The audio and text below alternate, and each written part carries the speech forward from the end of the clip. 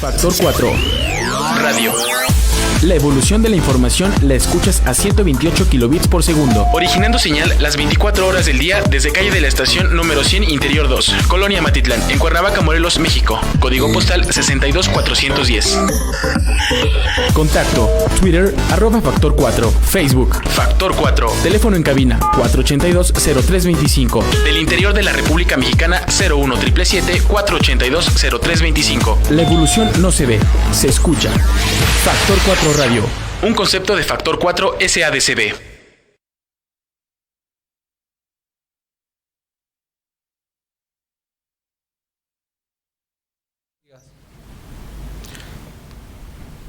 Muy buenas tardes, amigos y amigas que nos hacen el favor de acompañarnos a una emisión más de su programa Nuestros Derechos.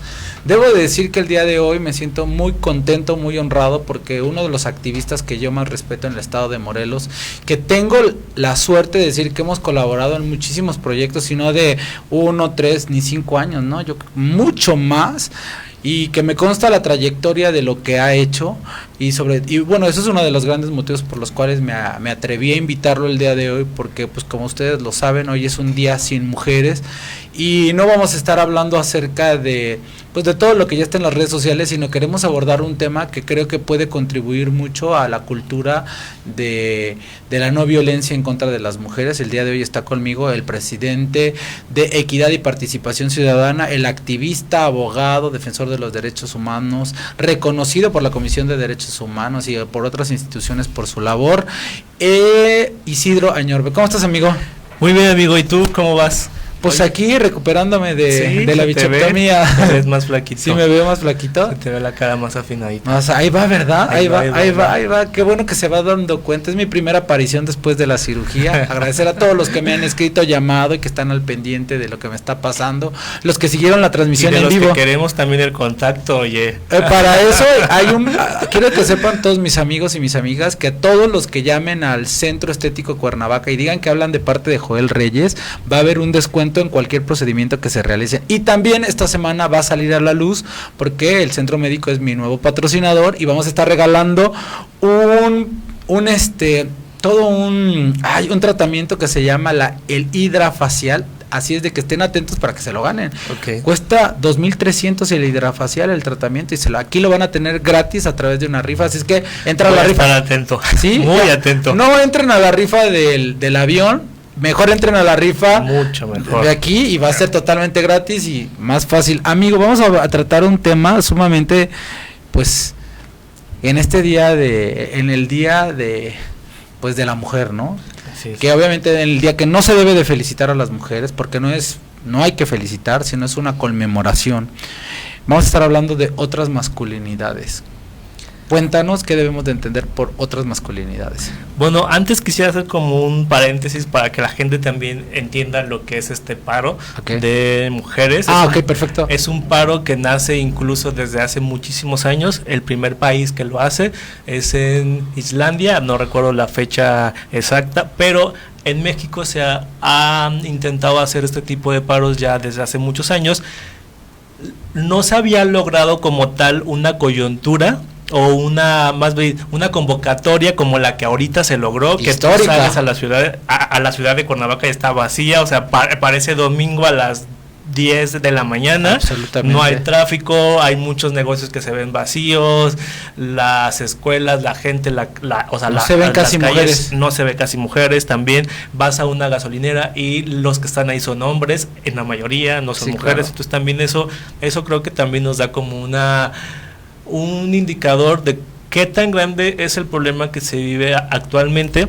Y este paro en México nace por un colectivo de Veracruz que se llama Las Brujas del Mar. Lanzan la convocatoria por redes sociales, qué tan importante también son las redes sociales, ¿no? Y de ahí muchos colectivos feministas empiezan a replicarlo, a tomarlo también en cuenta. Y es cuando se empieza como a hacer este tema del paro, y yo creo que sin duda el paro no hubiera sido tan concurrido si no fuera lamentablemente por la violencia que se vive en el país contra las mujeres. Y eso es justamente como cómo nace esta convocatoria de Un Día Sin Mujeres, que el colectivo que lo lanza aquí en México es un colectivo de Veracruz que se llama Las Brujas del Mar. Importante decir también que hoy es un día sin mujeres, sin embargo, es importante precisar que ayer salieron muchas mujeres, todas las mujeres a manifestarse. Hubo una movilización impresionante en Cuernavaca, en la Ciudad de México, en el Congreso de la Unión. De verdad hemos visto el poder de convocatoria y de lo que son las mujeres cuando se organizan. Bueno, ya está también al aire, ya acaba de llegar mi otro invitado, César Guerra, ustedes ya lo saben, también promotor cultural, activista, defensor de los derechos humanos, feminista también. Pues no, yo creo que no habemos hombres feministas, que es no, todo un tema. Es todo un tema, ¿verdad? Pero no, en realidad no creo que existamos hombres feministas. Lo más a lo que podremos aspirar los hombres, y eso sigue siendo todo un tema de discusión, es hacer aliados, pero creo que ni siquiera es todo un tema, porque justo autonombrarse feminista es cooptar una estructura de un movimiento que no nos pertenece, claro, que no es nuestro, que no conocemos, que nunca hemos sido atravesados de manera tan brutal, digamos, como son atravesadas las mujeres por esta percepción de la lucha en la que ni siquiera nos hemos visto. Oye, pero yo sí voy a decir algo, pero también creo que hay algo que es una de las vertientes dentro de estas, que si los hombres pueden ser feministas o no pueden ser feministas, y que evidentemente sí somos aliados, pero muchas de las personas que están dentro de la comunidad de la diversidad sexual han sido discriminados por su feminidad. Básicamente, sí, no, sin hablar de tema de género, simplemente de hablar de, pues si son poco femeninos, y aunque no se asuman como trans, aunque no se asuman como vestidas o transvestis o transexuales, sí, cuando no se cumple con todo el modelo hegemónico, patriarcal, masculino, androcéntrico, pues sí, evidentemente todo lo que sale de ahí, ¿no? O sea, todo lo que sale de la heteronorma es discriminado. Claro. Y entonces, evidentemente, si vivimos en un país que es machista, que es misógino, en un país que violenta a las mujeres, violenta no solamente a las mujeres por el constructo cuerpo-mujer, o por el constructo mujer, sino también las violenta a todo lo que no cumple con ese modelo, a las mujeres que entre comillas son mucho más masculinizadas, así como a los hombres femeninos, o que tienen atribuciones que consideramos como de las mujeres, claro, y que evidentemente se violentan no solo desde afuera. O sea, es decir, no solamente desde el hombre macho o el sistema patriarcal, sino que se violenta también desde estructuras que son violentadas. Claro. Esta repetición típica y la burla típica del colectivo LGBT, sí, que si no cumplimos esta estructura del ser hombre, como está indicado, de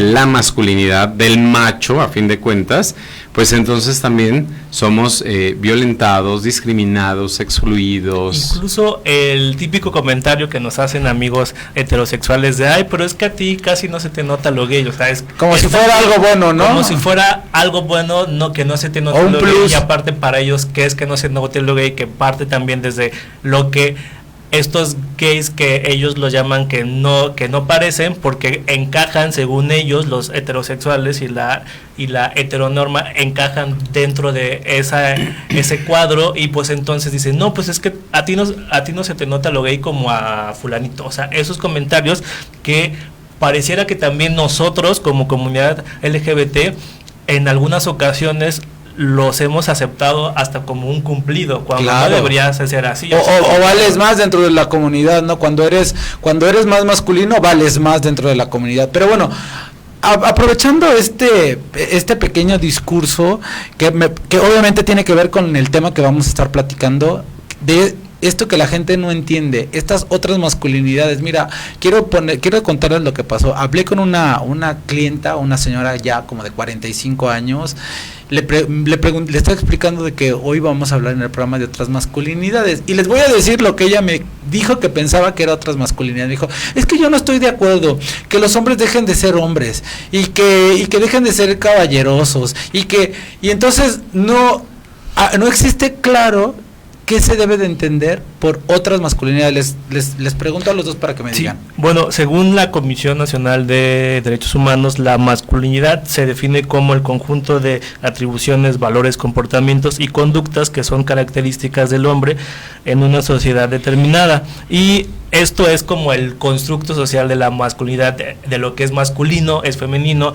de cómo es ser hombre y cómo se supone que debemos ser pues los hombres. Y de otras masculinidades hablan sobre la masculinidad hegemónica, que se caracteriza por personas importantes, independientes, autónomas, activas, productivas, heterosexuales, y a nivel familiar son los proveedores y con un amplio control sobre sus emociones. Esto viéndolo desde la manera que es como estas masculinidades que son el hombre que provee, el hombre que protege, el hombre que también es agresivo.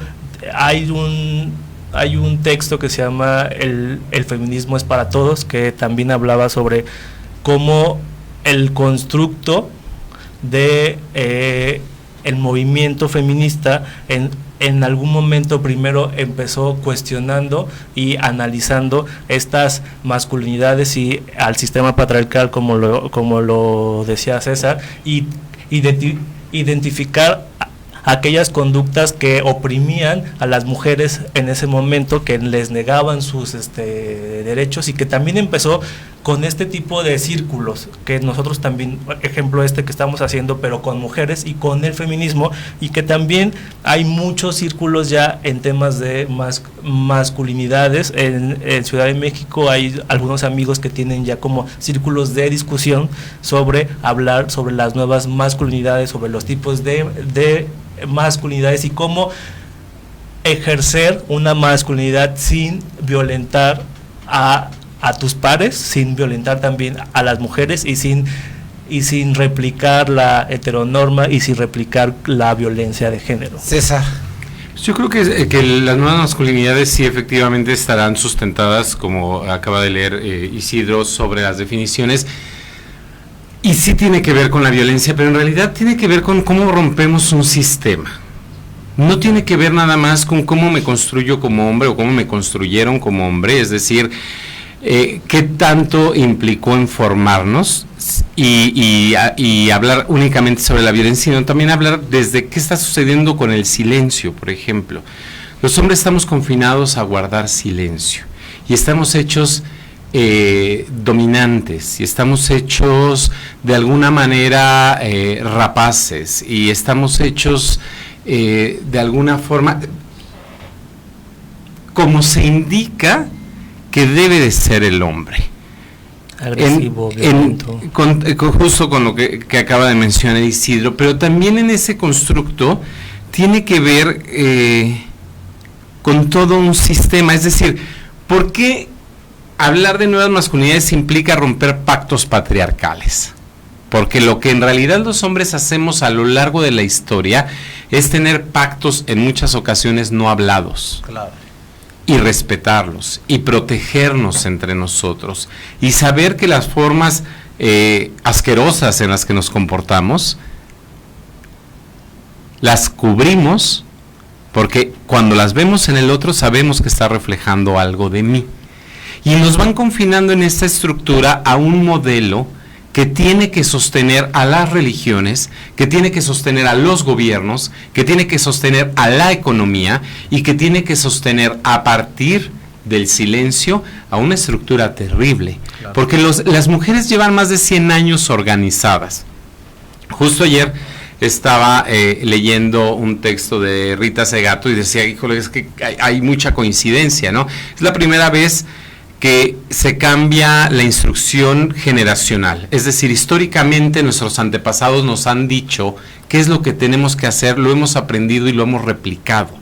Las nuevas generaciones son las que están cambiando ese sistema y lo están cuestionando, pero no de ahora, O sea, cuando las mujeres se reunían en Mérida, por ejemplo, a hablar de feminismo, empezaron a generar todo este cambio. No quiero hablar hoy de tanto de tema de feminismo, porque justo, nada más lo pongo como una referencia, porque justo ellas llevan más de 100 años hablando de esto. Aquí en México. Yo creo que hasta más. No, en México hay datos y hay forma de comprobar, porque hay registros y demás. Pero, por ejemplo, los hombres no hablamos de las cosas que son importantes para nosotros. Yo sigo viendo gente en estructura de poder en el Congreso, en el gobierno, ahora y anteriormente, que pueden formar parte o no de la comunidad y son hiperviolentos hacia las mujeres, aunque formen parte del colectivo LGBT. Yo sigo viendo a gente que el día de hoy puede estar ocupando una comisión de equidad de género y es un hombre, y él mismo no se lo está cuestionando. Claro. Es decir, los hombres no nos cuestionamos. A los hombres nos dicen esto es así, lo asumimos, lo repetimos y demás, pero ¿a qué se debe?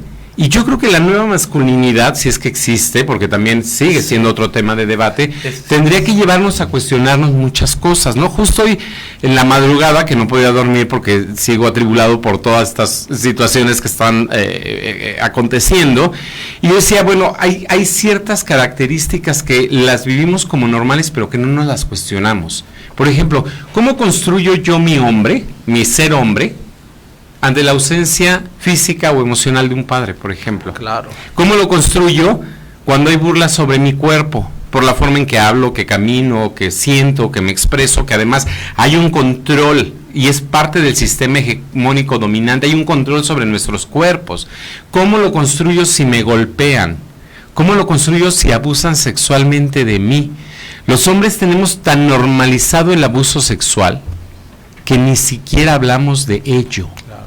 No hemos roto ese silencio, no hemos roto ese pacto patriarcal de mi abuelo, mi tío, mi papá, mi hermano, el sacerdote, el vecino me tocó, y entonces lo guardo y lo sigo viviendo, y además después puede ser que si no lo proceso me convierto en un repetidor de esos abusos sexuales. Quiero hacerles una pregunta, porque quiero aprovechar que los dos están tan metidos en este tema, y como para que la gente que nos está siguiendo con algo que es muy común decir, pero quiero que lo aclaren ustedes.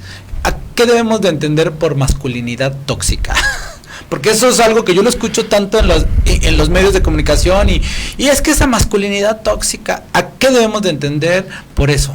Pues yo creo que es justo las características que tanto César como un servidor hemos mencionado, y yo creo que la palabra tóxica es como un término que actualmente está super millennial y super de moda, pero en realidad son estas masculinidades que son violentas, que son agresivas, que se basan también en las relaciones de poder. Y justo hablaba César sobre el tema del abuso sexual, de cómo los hombres lo tenemos como tan interiorizado de cuando lo sufrimos o de cuando nosotros lo hacemos. Y hace poco, justo en un comentario de una amiga que trabaja el tema de afrodescendencias, puso sobre una experiencia y que le pasó por ser afro, y alguien, un amigo de ella, a manera de defenderla, puso, sí, pero no fuera un argentino, porque ahí sí las oficiales hasta les abren las patas, ¿no? O sea, hablando ya como de un tema también sexual, que también eso es súper importante. Los hombres estamos tan sexualizados y nos exigen también, si eres hombre debes ser súper viril, súper sexual, tener muchas novias, muchos novios, reproducirte también. O sea, es como un tema de que como el ser hombre. También eso entonces podría entrar dentro de la masculinidad tóxica. Es que en realidad tóxico, vamos a sacarlo de la asociación a la masculinidad para tratar de entender, ¿no? Si tú llegas a un lugar y ves un envase que dice producto tóxico, ¿qué harías? Pues no lo tomo. No lo tomas, no lo tocas. ¿Por qué? Porque sabes que el contacto con ese producto te va a lastimar, te va a dañar, te puede causar una afectación a futuro o de manera inmediata, es decir, te va a causar algún daño. Pues bueno, todo el constructo de lo que hacemos los hombres en nuestra cotidianidad hacia todas las personas, no únicamente a las mujeres, principalmente a las mujeres, pero hacia todas las personas y a todos los seres que les causa daño esa actitud, ese comportamiento, se puede considerar como tóxico. Y bien, como decías, es algo relativamente muy nuevo, pero en realidad cuando hablamos de masculinidad tóxica hablamos de machismo, para terminar de contextualizar la palabra. Hablamos de patriarcado, hablamos de hegemonía, hablamos de poder y del ejercicio del poder, porque no nada más es yo tengo poder, sino qué hago con este poder que estoy teniendo, porque vemos cómo se puede repetir todo este sistema no solamente entre los hombres, sino también de los hombres a las mujeres, de los hombres a los niños, de los hombres a las subordinadas, de los hombres a las compañeras de trabajo. Y todo este poder, pues evidentemente es algo que se nos da, se nos transfiere de manera natural, digamos, y lo digo entre comillas, por el propio sistema, como bien menciona Isidro. Y justo lo que se trata de visibilizar actualmente es cómo rompemos con el machismo. Porque también los hombres somos, o sea, pareciera que de repente cuando leo en Facebook que la gente, los varones están hablando de los movimientos de las mujeres, están hablando del machismo, pareciera que de repente esto es algo únicamente, si bien nos va en un análisis, es algo que únicamente afecta a las mujeres. No, también nos afecta a los hombres. El nivel de muertes, la afectación que tenemos en determinadas enfermedades cardiovasculares, por ejemplo, porque hay más infartos, bueno, pues porque hay una presión y hay una exigencia, porque hay mayor índice de consumo de adicciones, porque las sustancias favorecen que procesemos determinadas emociones que no las pudimos hacer de manera natural, digamos. Claro, y también además las relaciones de poder o el poder que sistemáticamente se nos da y naturalmente, por así llamarlo, se nos da, conlleva a privilegios. Y es ahí cuando nosotros como hombres nos cuesta también mucho trabajo cuestionarnos, porque todas estas prácticas, el machismo, los micromachismos, las microviolencias que se ejercen, también nos provocan el resultado son los privilegios que se nos dan como hombre. Entonces es muy complicado y es bastante complejo que como hombres nos podamos cuestionar nuestros privilegios también, porque al hacer esto también es cuestionarnos nuestros privilegios. No solamente es decir yo apoyo a las mujeres, pero tú qué estás haciendo como hombre para esta parte que ahora que está como muy también el término pues de moda, de la deconstrucción del hombre, de la deconstrucción de la masculinidad. Pero eso, para tú poder deconstruirte, pues es una reflexión, un análisis también profundo, es de qué privilegios tú estás gozando y estos privilegios qué es lo que causan hacia afuera. Sí, pero yo creo que para llegar al análisis del privilegio, porque si no entonces nada más caemos en el discurso repetidor. O sea, ¿cómo me voy a dar cuenta yo que tengo privilegios si nací en el privilegio? No hay forma. ¿Cómo una palmera se da cuenta que es palmera? Yo sé que es una analogía absurda porque no tiene un raciocinio, pero es decir, ¿cómo yo, hombre, heterosexual o de la diversidad sexual o persona en el constructo hombre, me doy cuenta de estos privilegios? ¿Cómo yo, diputado de la legislatura, me doy cuenta que el hecho de tener un privilegio me coloca en la cabeza de una comisión de equidad de género que no corresponde y que ni siquiera me lo cuestiono? O sea, antes de llegar a hacer el análisis del privilegio, porque si no estaríamos como girando sobre un tacón, los hombres no sabemos por dónde empezar. Las mujeres llevan 100 años en México discutiendo y el día de ayer dieron la prueba. Es más, todas las organizaciones defensoras de derechos humanos, sindicales y demás, llevan décadas convocando un paro nacional y no lo habían logrado hasta que lo hicieron las mujeres. Ese es el resultado de todo el trabajo que ellas han hecho. El problema es que los hombres no hemos hecho nuestra chamba.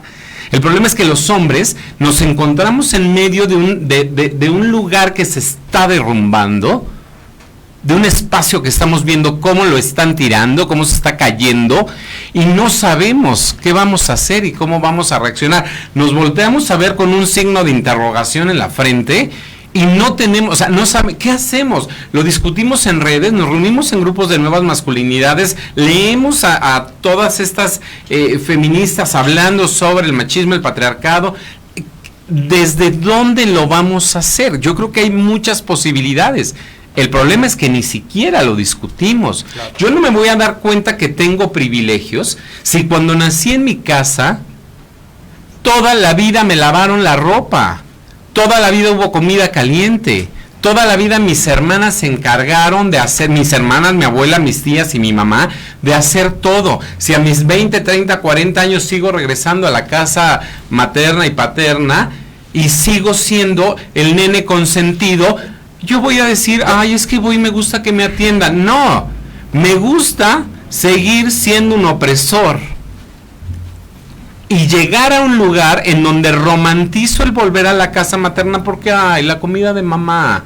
No, o sea, ni siquiera me doy cuenta de mi privilegio cuando mi discurso está completamente normalizado. Yo creo que un buen ejercicio, creo, y lo sugiero y lo pongo sobre la mesa, es justamente preguntarnos qué sucedió con nosotros como hombres, cuáles fueron los modelos que vimos en casa, qué tan macho era ese padre que podía estar con la madre y tener 2, 3 amantes con hijos y todo estaba normalizado, al padre violento que golpeaba a la madre o a las crías, al padre ausente emocionalmente que sí podía ser el proveedor económico pero era incapaz de tocar. Claro. Que era incapaz de mostrar la ternura, porque obviamente si muestras ternura eres gay, eres marica.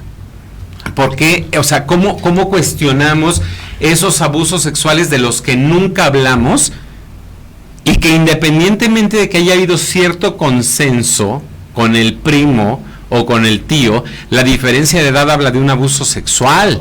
¿Cómo manejamos este rollo del jueguito sexual, pero que al día siguiente yo seguía siendo, por ser el pequeño, el puto, claro, y el otro podía ignorarme durante 3 meses hasta que tenía otro acto de abuso sexual? Todo eso no nos lo estamos cuestionando. Claro. O sea, ese sería el antes de la pregunta que les voy a hacer, porque obviamente el objetivo de este programa y de hablar de estas masculinidades y hacer estas reflexiones es de alguna manera no, educar y dar de manera práctica tal vez, como si la gente que nos está viendo y nos está siguiendo, todo lo que han dicho de alguna manera les ha sonado, ¿cómo podemos hacer esos cambios? ¿Cómo yo puedo dejar de ser ese macho o ejercer esa masculinidad tóxica? Yo no sé por qué estoy tan arraigado. Pues es un término muy asociado ahora, ¿no? ¿Cuáles son esos cambios que probablemente son más cotidianos en los cuales yo puedo hacer la diferencia? Ustedes díganme, ¿cómo puedo hacer yo la diferencia en esta masculinidad tóxica? Yo creo que con lo que estamos haciendo ahora, exacto, pero repetirlo en todos los espacios, no esperar a que sea un programa de radio. No sé tú qué opinas, Isidro, pero yo creo que a los hombres nos falta mucha reflexión y mucho diálogo, mucho reconocernos, pero no a partir de la competencia. Hubo una vez un intento de grupo de nuevas masculinidades aquí en Cuernavaca, que todas las iniciativas, está bien, se tienen que aplaudir, pero que el objetivo del grupo era cómo nos organizamos para defender a las mujeres. Sigue siendo un mandato patriarcal. ¿Quién nos dijo que nosotros tenemos que defender a las mujeres? ¿Quién te dijo que las mujeres quieren que las defiendas? ¿Quién te dijo que las mujeres quieren que las defiendas? O sea, desde ahí decimos, híjole, de verdad no tenemos ni idea, pero creo que un ejercicio que va a ser obligado a partir de este parteaguas en nuestro país, va a ser que los hombres nos vamos a tener que reunir, sentar y discutir todo esto que ellas llevan discutiendo tantos años. Sí, yo creo que es justo el cuestionarte, el discutir. Hablaba César sobre el tema también de cuestionarte cómo desde adentro, desde tu familia. O sea, yo por ejemplo recuerdo mucho cuando le dije a mi papá que yo era gay. O sea, mi papá, su primera respuesta fue: está bien, como quiera, no se te nota, pero solo no te vistas de mujer, ¿no? Entonces, ese tipo de cosas, desde ahí uno va también como construyendo estas masculinidades tóxicas, porque yo mucho tiempo traté de no ser, o de no verme, entre paréntesis, muy gay. Entonces trataba como de... ¿Te reprimías? ciertas cosas, ciertos comportamientos, no meterme a ciertas clases de baile también, que por eso tengo dos pies izquierdos, porque para mí era como, no, porque si me meto ahí, claro, era como ser también muy gay, ¿no? Según, y también algo que no, o sea, no me da pena decirlo, pero sí en su momento, pues sí dije, no, estaba muy, muy dañadito, es a partir del tema de que mi papá me dice eso, yo sí empecé a ser un gay transfóbico, o sea, yo empecé a decir, es que mi papá piensa eso porque la mayoría de la comunidad se viste o por las mujeres trans. O sea, mi primera reacción como hombre fue justo echarle la culpa a las mujeres trans hacia lo femenino, claro, no cuestionarme que en realidad quien estaba mal pues era mi papá. Y hay un origen misógino, además. Claro, o sea, porque además ve el mensaje, con perdón de la audiencia, pero el mensaje es, ok, puedes ser puto, pero no puedes ser mujer. Claro. Porque mujer es peor. O sea, ese es el mensaje que hay detrás y que lo recibimos muchos. Claro. Y obviamente, ¿cómo no me voy a convertir en misógino? Porque la experiencia que nos comparte Isidro, que es muy valiosa porque seguramente muchos y muchas la hemos vivido, es la cereza del pastel. Oye, porque seguramente antes, en ese espacio, como en muchos otros nuestros, todo el tiempo se habló de que las mujeres no valían, eran cosa, no tenían derecho, se odiaban entre ellas, todos estos dichos coloquiales que escuchábamos, juntas ni difuntas, no hay peor enemigo de una mujer que otra mujer. Es decir, ese constructo, y esos son los mandatos, y los mandatos que vamos obedeciendo. Cuando se rompe un pacto patriarcal, yo no me asumo como heterosexual y además vengo y te lo digo, ese pacto se mantiene siempre y cuando no te asemejes a eso que odio, que se llama mujer. Qué fuerte. Entonces yo creo que esas cuestiones son las que hay que debatir, hay que reflexionar, porque, o sea, por supuesto que te estoy hablando que eso fue a los 15 y yo lo vine a entender a los 23, 24, ¿no? Entonces justo cuando empecé a trabajar los temas, y aún cuando trabajaba los temas, porque empecé como a los 20, aún así me costaba mucho. O sea, y fue un cuestionar de, o sea, pues efectivamente, o sea, no era, o sea, el problema es este tema, es este sistema patriarcal, es este sistema misógino, machista, en donde te educan que si eres hombre no lloras, no puedes mostrar tus sentimientos, hasta la ropa y hasta el corte de cabello está cuestionado cómo te lo tienes que hacer tú como hombre. Entonces, esas cosas son las que uno se tiene que cuestionar. Yo, por ejemplo, mi primer como tema de romper con el tema, el sistema patriarcal fue empezar a usar ropa de colores que hacia afuera se veían como femeninos. Y fue así, y ya era un tema de reafirmar, o sea, sí soy hombre, pero puedo usar esta ropa. Y a mí me veías, creo que tú me conociste aún así con pantalones así, super colores extravagantes, todo, pero era un tema eso. Igual, el cabello largo lo empecé a traer justo también por lo mismo, es decir, soy hombre, me gustan los hombres, pero me gusta también traer el pelo largo, y eso no me hace ni más ni menos, y ni me hace mujer, y ni me hace femenino. Ahora, hablamos de lo evidente, pero ¿qué pasa con todo lo sutil? Y todo lo que está dentro de nosotros. Sí, pero está dentro porque alguien lo colocó ahí. O sea, sí hay una cuestión estructural en el ADN que generacionalmente se va transmitiendo, pero el constructo hombre o mujer es un constructo cultural, que la mayor parte nos la van introyectando. Y justo como dices, ¿qué hay dentro de nosotros? Pero a ver, ¿cómo no voy a ser un cuate dominante, un hombre que está buscando, si probablemente siempre me compararon con mi hermano? ¿A favor o en contra? Sí. Es decir, yo era mejor o era peor, o el primo, o con tu tío, o con tu papá. Sí, con cualquier otro hombre, ¿no? La comparación. Eso es algo súper sutil que sucede constantemente en nuestras familias.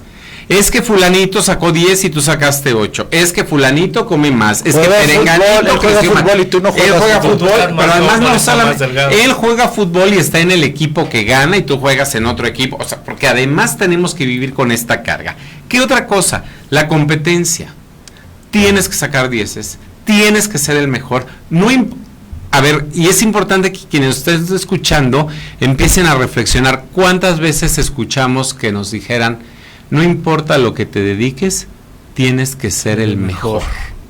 Es un mandato patriarcal y es un mandato que nos lleva a la competencia. Nos deberían decir que tenemos que ser felices y punto, ¿no? Es que tienes que ser el mejor, pero hay un mensaje también detrás de superioridad. Claro, claro. Ese es como el mensaje. Pero es porque, claro, porque tienes que ser superior a los demás. Pues nada más por algo, porque eres hombre.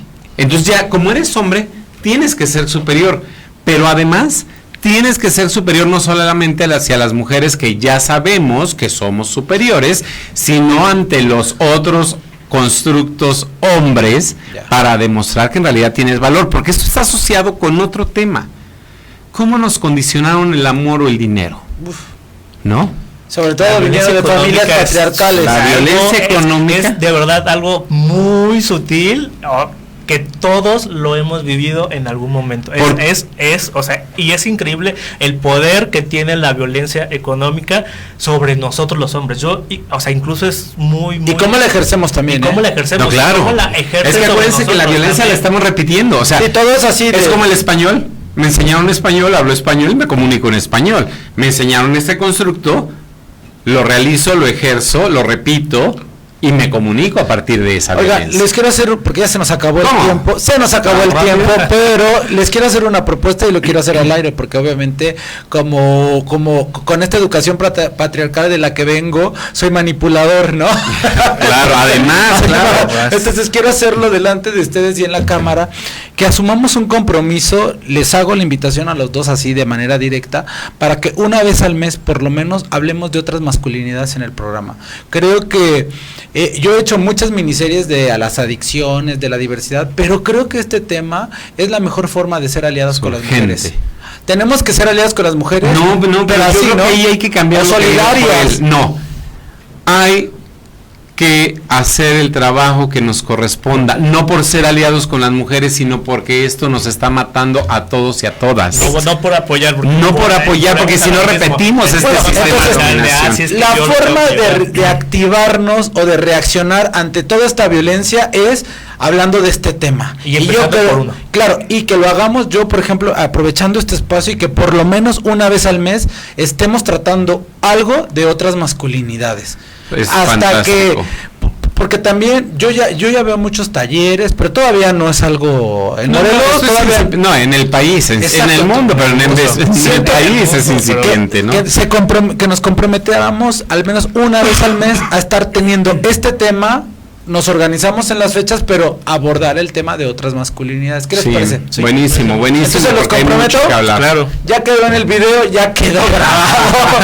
Y quiero agradecerles, porque aparte este es un tema que no se va a solucionar con una plática de 30 minutos. Es más, no lo vamos a solucionar en los próximos 50 años. Y les vamos a dar, pero hay que hacer algo. Pero hay que empezar de algún lado. Algo, y podríamos empezar exacto, porque justo como lo mencionaba César, si a las mujeres le costó 100 años y de nuevas masculinidades, otras masculinidades que se viene hablando como hace que 10 años. 10 años, hasta es súper poquito, o sea, es bastante. Entonces aquí en Nuestros Derechos, una vez al mes vamos a estar hablando de otras masculinidades, y obviamente vienen ustedes, y si podemos invitar a otros expertos también, o que ustedes vayan destinando este espacio para otras masculinidades, así de, oye Joel, esta vez no voy yo, pero tengo un amigo, un colega, y entonces, pero que la gente tenga claro que vamos a estar tratando ese tema una vez al mes. Sí, porque de lo que hablamos hoy es nada, ¿no? Entonces, buenísimo. Y fue bastante general la parte. Sí. Ya quedó, entonces Oye, pero nada más quiero rápido una pregunta a quienes nos están escuchando, porque se tocó el tema del dinero. ¿Qué tan miserable te sientes cuando no tienes dinero? Eso también es parte del machismo y el patriarcado. Claro, porque no podemos ser pobres y fracasados. Porque es un hombre, o el modelo de un hombre no es así. El modelo de un hombre es exitoso, un conquistador, proveedor, con riqueza, incluso hasta las propias, en las parejas así de, porque los padres, ¿no? ¿Cómo andas con ese señor que es un... ¿Y qué tanto tiene que ver eso con la violencia económica que ejercieron contra ti o contra mí? Hay mucho que reflexionar. Muchas gracias. Qué honrado que están con nosotros. Gracias, y están comprometidos siempre, una vez al mes, otras masculinidades. Gracias, en los derechos. Buenos días.